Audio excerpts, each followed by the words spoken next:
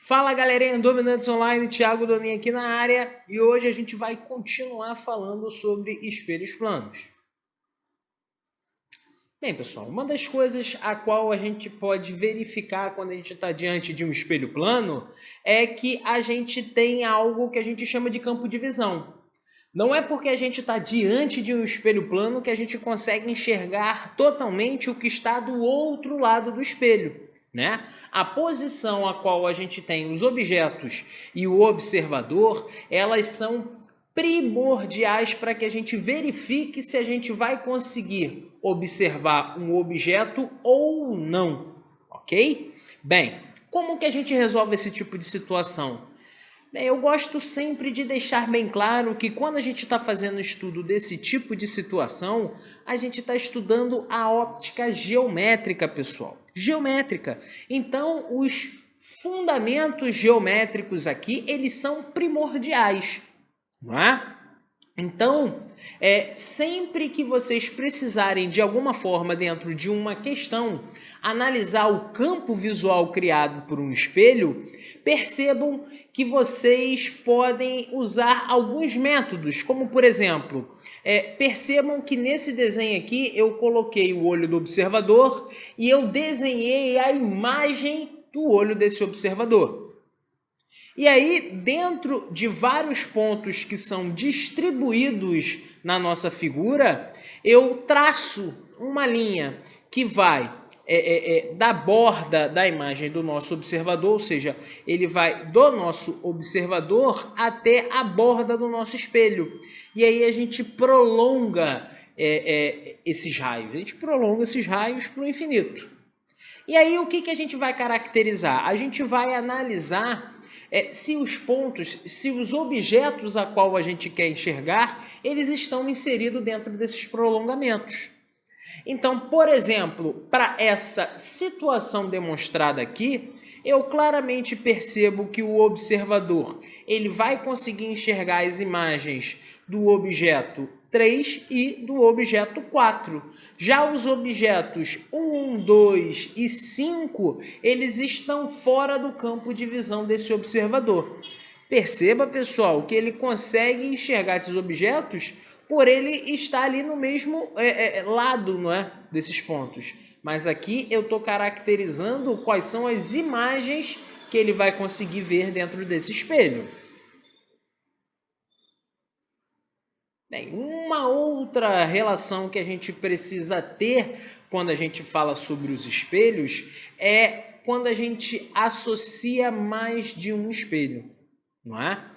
Bem, perceba que aqui, dentro dessa questão, eu coloquei o objeto diante de dois espelhos, tá? O espelho que eu chamei aqui de E1 e o objeto que eu chamei de E2, ok? E aí, quando a gente tiver essa associação, automaticamente a gente vai perceber que o espelho 1 ele vai refletir a imagem produzida pelo espelho 2 e o espelho 2 ele vai refletir a imagem produzida pelo espelho 1. Tanto que se eu colocar um exatamente de frente para o outro, meu amigo, vai dar reflexões infinitas, porque vai ficar sempre produzindo aqueles quadros que vão um em cima do outro. Geralmente a gente vê muito isso acontecendo quando a gente tem algumas projeções computacionais em cima, por exemplo, do Google Meet ou algum outro tipo de aplicativo que esteja fazendo uma progressão de imagem. A gente percebe que a gente vai criando imagens infinitas. E isso aqui é exatamente a ideia da associação dos espelhos planos.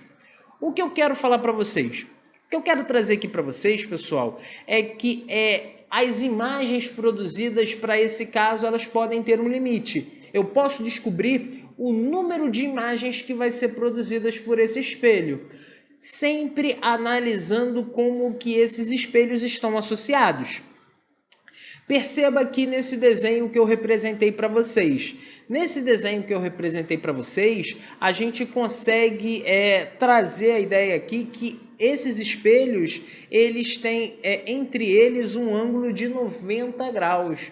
Ou seja, esses espelhos E1 e E2, eles estão perpendiculares. Vão estar sempre? Não sei, analise na questão do seu caso, mas não necessariamente elas precisam estar perpendiculares.